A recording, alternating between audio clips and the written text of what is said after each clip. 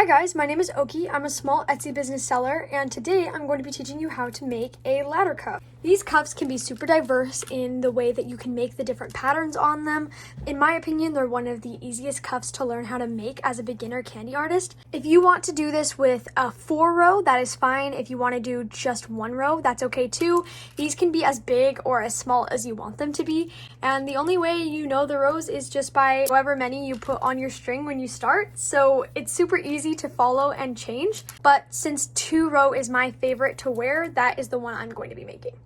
So that it's easier to follow the tutorial today, I'm not going to be doing something like this with a bunch of different colors. I'm just going to do different colors alternating in the rows. You're of course going to need some scissors. You are going to need some string. My favorite to use is fabric covered stretch cloth. It's very, very durable, but it's super comfortable and easy to work with. You can get this on Amazon or other online places that are like craft stores, and you can also get them in stores at places like Joann's, Hobby Lobby, and Michael's.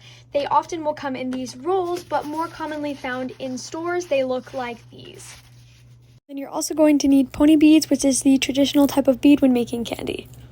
First, you're going to start off by getting your string. I am running kind of low, but you're going to want a lot of string because the one thing about the ladder cuff is it does eat your string very, very quickly. I don't have a specific measurement, but I have gotten out a lot of string so that I hopefully won't have to add any more on.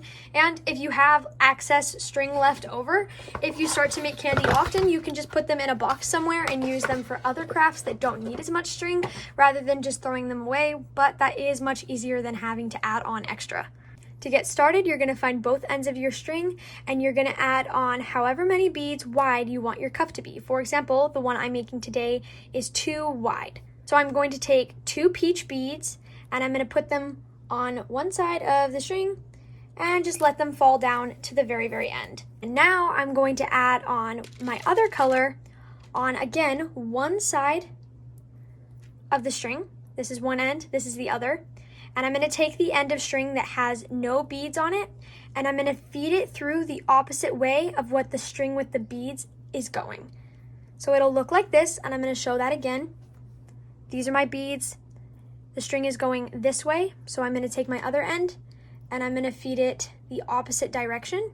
My way to make sure that the strings stay the same length is I take both ends of the string, and I pinch them together at the same length, and then I hold them while I pull this row of beads down to meet with the other.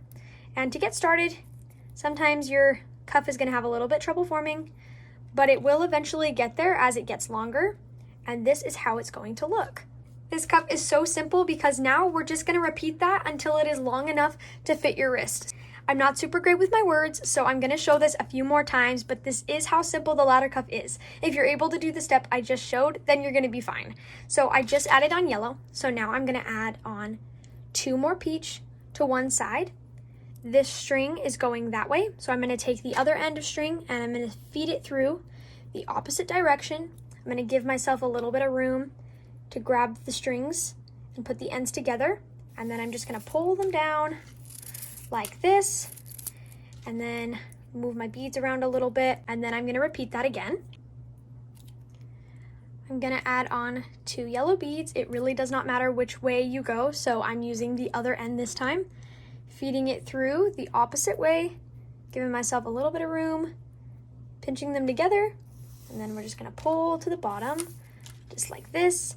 And it went on perfectly, but I'm going to show you what to do if you try and pull it down and it kind of goes like that, where you're trying to pull them, but one side is like touching the beads, but the other one isn't. To fix this, you're going to pull on the opposite string of the side that it's doing that on. So if you were to pull down these yellow and they kind of went like this and you couldn't really figure out how to get it to go right, you're just going to pull on that opposite string and that just levels them back out.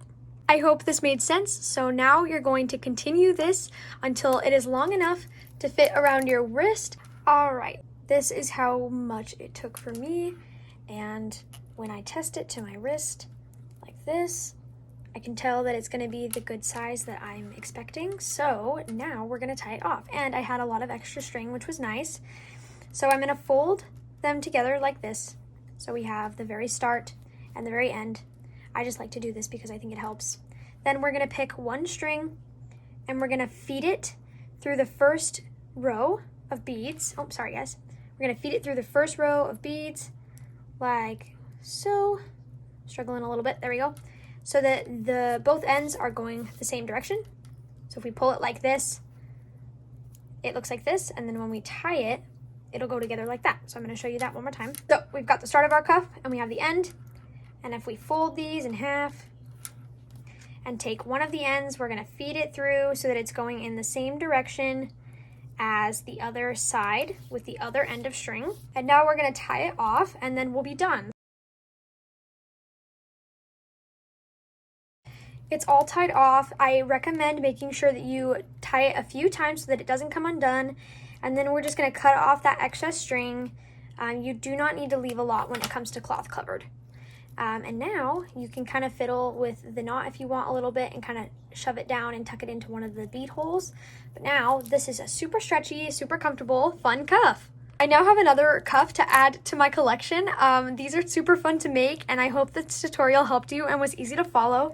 If you're interested in purchasing one of these for yourself, they are on my Etsy under my custom cuff commissions listing, and they are super affordable. I appreciate all of you. Thank you very much for watching. If you have a specific cuff in mind that you would like to learn about, let me know and I will make a video. Bye guys.